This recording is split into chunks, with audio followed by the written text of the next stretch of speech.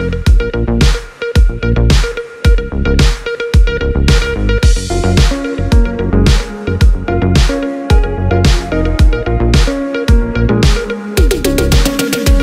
And अस्सलाम वालेकुम। मेरा नाम एजाज सैयद है और उस वक्त मैं मौजूद हूँ राजा आतिफ जुल्फ़िकार के प्रोग्राम पाकिस्तान अफेयर्स में। आज हम डिस्कस करेंगे कि क्या मुल्क में बल्दियाती इंतखाबात होंगे या नहीं, क्योंकि KP के सूबे में बल्दियाती इंतखाबात का एक फ़ेज़ हो चुका है, दूसरा फ़ेज़ अभी होना है। जो पहला फ़ेज़ है उसके नताइज हुक्मरान जमात पाकिस्तान तहरीक इंसाफ के हक़ में नहीं आए। उस तनाज़र में क्या पंजाब के अंदर भी बल्दियाती इंतखाबात होंगे, क्या बलूचिस्तान के अंदर और सूबा सिंध के अंदर भी बल्दियाती इंतखाबात होंगे या नहीं। राजा जुल्फ़िकार मेरे साथ हैं, लेकिन मैं इस गुफ्तगू का आगाज़ अपनी एक मालूमात से करना चाहता हूं और फिर राजा साहब से पता करते हैं कि उनके पास क्या मालूमात हैं।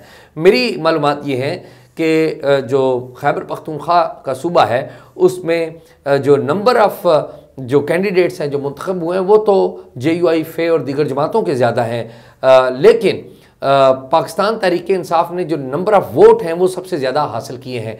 जो एक्सपर्ट्स हैं, पर्टिकुलरली मैं जिक्र करूँगा free and fair election network, FAFEN जिसे कहते हैं, उनके एक्सपर्ट्स का ये कहना है, मेरी उनसे बात हुई है, वो ये कहते हैं कि जो इलेक्शन के नताइज बुरे KPK में आए उसकी वजह ये थी कि जो हुक्मरान जमात है उसने अपने जो कैंडिडेट थे वो गलत चुने, और यही वो दलील है जो वज़ीर-ए-आज़म इमरान खान को दी जा रही है, उनके जो रहनुमा है, और वज़ीर-ए-आज़म इमरान खान ने इस बात का बरमला इजहार भी किया है। अब ये जो अगला फ़ेज़ है वो तो यहाँ पर होगा, ज़ाहिर है एक कोर्ट का ऑर्डर भी है, बाकी वालों से भी कोर्ट के ऑर्डर्स मौजूद हैं, लेकिन पंजाब के अंदर मेरी इत्तला मौजूद है कि पंजाब के जो MPAs हैं हुक्मरान जमात तहरीक इंसाफ से ताल्लुक़ रखने वाले और इनकी इत्तेहादी पाकिस्तान मुस्लिम लीग काफ से ताल्लुक़ रखने वाले, साथ ही साथ पंजाब में जो MNAs हैं वो बिल्कुल नहीं चाहते कि पंजाब के अंदर बल्दियाती इंतखाबात हों, किसी भी सूरत हों, और इस हवाले से जो पंजाब के MPAs हैं उन्होंने अपनी जो रिजर्वेशंस हैं वो पंजाब के चीफ मिनिस्टर उस्मान बुज़दार को भी कन्वे की हैं, और हमारी इतलात के मुताबिक उस्मान बुज़दार और वज़ीर-ए-आज़म इमरान खान के दरमियान एक बात भी हुई है जिसमें वज़ीर-ए-आज़म ने उस्मान बुज़दार को कहा है कि वो हर सूरत में पंजाब में बल्दियाती इंतखाबात कराएंगे। अब ये वज़ीर-ए-आज़म ने उनको कन्वे किया है, करवाते हैं या नहीं करवाते, आपको पता है प्राइम मिनिस्टर U-टर्न भी ले लेते होते हैं। फ़िलहाल हमारी इतला ये है कि पंजाब में बल्दियाती इंतखाबात होंगे। सिंध में जो बल्दियाती इंतखाबात हैं मेरी इतलात के मुताबिक पीपल्स पार्टी वो करवाना चाहती है, फरवरी में करवाना चाहती थी, फरवरी मार्च में, लेकिन डीलिमिटेशन वहाँ पे नहीं होगी, मेरे ख्याल में अप्रैल मई में वहाँ पे इंतखाबात होंगे। तो राय साहब मेरे पास तो इन दो सूबों की खबर है, सिंध की, पंजाब की। बलूचिस्तान में जिस तरह के इंतखाबात हमारे होते हैं आपको पता ही है कौन करवाता है और कैसे होते हैं। मैं चाहूँगा कि आप बताएँ कि आपके पास क्या इत्तला है। बहुत शुक्रिया एजाज सैयद। मैं सबसे पहले आपने जो चीज़ें अभी बयान की हैं उनमें से 2-3 नुकात पर बात करना चाहूँगा। एक तो आपने ये कहा जो कि हुकूमत का भी मौक़िफ़ है कि जी हमारा जो है वो जो उम्मीदवारों का चुनाव है, जो उनका इंतखाब है वो दुरुस्त नहीं था। मैं इसके साथ इत्तेफाक नहीं करता। उसकी वजह यह है कि हम देखते हैं कि जो हमारे सामने चीज़ें हो रही हैं हम उनको देखकर इस चीज़ पर बात करेंगे। एक तो ये है कि जो वो लोग जो इस बल्दियाती इंतखाबात के लेवल से बहुत ऊपर हैं, मसलन असद उमर साहब के आप 3 पब्लिक मीटिंग्स जो इस्लामाबाद में उन्होंने की, आप देख लीजिए कि उन तीनों मीटिंग्स में पाकिस्तान तहरीक इंसाफ के अपने कारकुनों ने असद उमर के ख़िलाफ़ भी नारे लगाए, इमरान खान के ख़िलाफ़ भी नारे लगाए और अपनी पार्टी को बहुत ज़्यादा क्रिटिसाइज़ किया। इसी तरह अगर हम देखें तो परवेज़ खटक वो जब अब वो जो उन्होंने मुहिम शुरू की है वो सूबाई सदर बनने के बाद, और वो जो दूसरा मरहला है KPK के बल्दियाती इंतखाबात में, जब वो हज़ारा डिवीज़न में गए, एबटाबाद में गए, तो वहाँ पर उनको चोर डाकू और गो परवेज़ गो के नारों का सामना करना पड़ा, और परवेज़ खटक साहब को बरमला माइक पर यह कहना पड़ा कि मैंने आपसे ज़्यादा बदतमीज़ कोई नहीं देखा। उन्होंने अपने वर्करों को देखकर ये बात कही। फिर तीसरा मामला वो बंदा जो कि जिसे कहते हैं, वो कहते हैं कि अपने आप को खुद कहते हैं खान साहब जी मैं तो एक ब्रांड हूँ, तो उन ब्रांड ने जब एक तकरीब से खिताब करना था, स्कूलों के बच्चे ले जाए गए, तो वो जो इंटर के बच्चे थे उन्होंने प्राइम मिनिस्टर की मौजूदगी में वो तकरीर कर थे और वो उनके खिलाफ नारेबाजी में मसरूफ़ थे। सो ये कहना कि सिर्फ उम्मीदवारों का यकीनन इंतखाब में को शायद वो ओवर कॉन्फिडेंट हो गए थे, उनका ये ख्याल था कि ये ऐसा सूबा है जहाँ से हम जीत सकते हैं, तो उन्होंने इंतखाब गलत कर लिया हो। लेकिन बहरहाल जो इसमें कोई शक की बात नहीं है कि तहरीक इंसाफ का जो ग्राफ है बमा उनके लीडर इमरान खान साहब के, वो अब वो नहीं है जो 2018 के इलेक्शन के वक्त था। आपने जो दूसरी बात की, सिंध में जो वो इलेक्शन कराना चाहते हैं, आपकी बात से मैं इत्तेफाक करता हूँ, इसलिए कि सिंध में पाकिस्तान पीपल्स पार्टी का जो एक ग्राफ मौजूद है वो मौजूद है, जो भी किसी सूबाई हुकूमत के लिए फेवरेबल जो टर्म्स एंड कंडीशन है वो शायद पीपल्स पार्टी को वहाँ पर दस्तयाब है, इसलिए ये बात दुरुस्त है कि वो वहाँ पर इंतखाबात करवाना चाहते होंगे। तीसरी बात आ गई पंजाब के बलदियाती इंतखाबात की। पंजाब के बलदियाती इंतखाबात में सिचुएशन ये है कि बलदियाती इंतखाबात PTI के लीडरशिप के लिए, उनके अरकान असम्बली के लिए गब्बर सिंह बन चुके हैं। वो कहते हैं ना, वो फिल्म में कहते थे गब्बर आ रहा है तो खौफ की फ़िज़ा फैल जाती थी।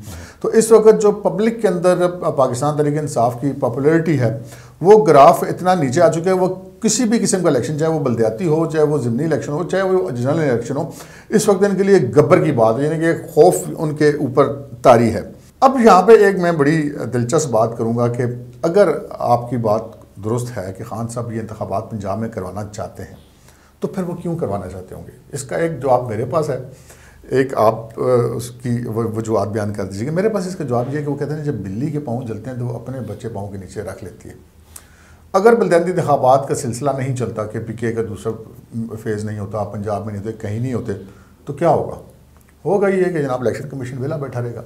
इलेक्शन कमीशन शायद उन मुकदमात की जो PTI की, जैसे फॉरेन फंडिंग का वाला केस है, उनमें पेशरफ्त करने के लिए उसको काफ़ी वक्त मिल जाएगा। तो खान साहब शायद एक बड़े नुकसान से बचने के लिए छोटे नुकसान का फैसला कर लें कि कोई बात नहीं, बलदियाती इंतखाबात में जो हमारा धुआं निकलना है बेशक निकल जाए, लेकिन इलेक्शन कमीशन को इतना वक्त ही ना दिया जाए कि वो, क्योंकि ये बलदियाती इलेक्शन शायद आम इंतखाबात से भी ज़्यादा बड़ा और मसरूफियत वाला मरला होता है इलेक्शन कमीशन के लिए। तो वो शायद अगर बलदियाती इंतखाबात को कराना भी चाहते हैं तो वो उसकी शायद वाहिद वजह यही हो सकती है कि इलेक्शन कमीशन को एंगेज रखा जाए। इसके अलावा और कोई वजह नज़र नहीं आती, क्योंकि इलेक्शन कमीशन एंगेज नहीं रहेगा तो फिर यह है कि वो जो समातें हैं वो तेज़ होंगी और फैसला जल्दी आ सकता है। ये तो है मेरी राय। आपकी राय इस हवाले से क्या है कि खान साहब आज खुद चाहते हैं या नहीं चाहते? मैं खान साहब के हवाले से कोई बात हतमी तौर पे नहीं कह सकता, क्योंकि खान साहब हमेशा एक बात करते हैं और फिर वो दूसरी बात भी कर देते हैं, और इस हवाले से वो कोई, जैसे कहते हैं ना कि तवक्कुफ़ नहीं करते। बिल्कुल वो पॉलिटिकल जो ज़रूरत है उसके तहत वो बयान देते हैं, पॉलिटिकल ज़रूरत के तहत वो बात करते हैं, और जब पॉलिटिकल ज़रूरत नहीं रहती तो नई सूरत हाल हो तो वो नई सूरत हाल में नई बात करते हैं। एक इत्तला हमारे पास और भी है कि पाकिस्तान मुस्लिम लीग नून पीपल्स पार्टी से किसी किस्म की मिली भगत किए बगैर पीपल्स पार्टी को कुछ ना कुछ स्पेस देना चाहिए, और शायद उसकी वजह ये है, जो हमारे सोर्स का कहना है कि उसकी वजह ये है कि जो पाकिस्तान पीपल्स पार्टी के लोग पाकिस्तान तहरीक इंसाफ में गए थे, अगर वो कुछ उसका हिस्सा पाकिस्तान वापस पाकिस्तान पीपल्स पार्टी में आता तो इसका फ़ायदा पाकिस्तान मुस्लिम लीग नून को ही होगा। ये एक हिकमत अमली हमें पता चली है कि वो ऐसी मना रहे हैं, लेकिन अब देखना यह है कि ये हुकूमत अब इंतखाबात की तरफ जाती है या नहीं जाती। एजाज सईद के मुताबिक हुकूमत बलदियाती इंतखाबात कराने जा रही है, अगरचे कि मैं इस चीज़ पे हूँ कि खान साहब को कोई पता नहीं है, किस वक्त भी अपना पोजीशन बदल लेते हैं। एजाज सईद, आप मज़ीद कोई बात? मैं आखिरी बात करूँगा और हम प्रोग्राम ख़त्म करेंगे। सबसे पहली बात यह है कि जो जमहूरियत है वो सिर्फ कौमी और सूबाई असम्बलियों के इंतखाबात का नाम नहीं है। आइन का आर्टिकल 143 है गालबन, जिसके तहत बलदियाती इंतखाबात कराना बहुत ज़रूरी है। पाकिस्तान पीपल्स पार्टी और मुस्लिम लीग नून के जो आखिरी अदवार हैं उनका जुर्म कोई करप्शन नहीं था, मेरी बसात के मुताबिक, मेरी अंडरस्टैंडिंग के मुताबिक उनका जुर्म कोई मिसमैनेजमेंट नहीं था। उनका जो सबसे बड़ा जुर्म था वो ये था कि ना तो बलदियाती इंतखाबात करवाए गए सूबों में, ना यूनियन कौंसिल की लेवल पे पार्टियों को मजबूत किया गया, और अगर इंतखाबात हुए भी तो उनको पावर्स नहीं दी गई। यही सबसे बड़ा जुर्म था पीपल्स पार्टी का, और यही सबसे बड़ा जुर्म था मुस्लिम लीग नून का, और उसका खमियाजा भुगतना पड़ा पूरे लोगों को, पूरी आवाम को। ये इंतखाबात अगर KPK में हुए हैं और पाकिस्तान तहरीक इंसाफ की हुकूमत ने करवाए हैं तो उनको शाबाश दी जानी चाहिए, और अगर ये इंतखाबात ये बाकी सूबों में पीपल्स पार्टी करवाती है तो उनको भी शाबाश देनी चाहिए। पंजाब में होते हैं तो PTI और बलूचिस्तान में होते हैं तो वहाँ के जो हुकूमत है उनकी तारीफ़ करनी चाहिए। किसी लगी लिपटी के बग़ैर, किसी पार्टी एफिलिएशन के बग़ैर हमें आइन के ऊपर चलना होगा। अगर हम आइन पर चलें तो मसाइल का हल उसी में है। बहुत बहुत शुक्रिया एजाज सैयद, आपकी इस बात से मैं बिल्कुल मुत्तफ़िक़ हूँ कि अगर बलदियाती इंतखाबात होते हैं तो ये एक जमहूरियत के लिए एक बड़ी उसको तक़वियत देने वाला काम है। अगर वो पाकिस्तान तहरीक इंसाफ कामयाबी से कर लेते तो यकीनन वो फिर इसकी तारीफ़ की हकदार होगी। आज के प्रोग्राम में नाज़रीन इतना ही, इजाज़त दीजिए, अल्लाह हाफ़िज़।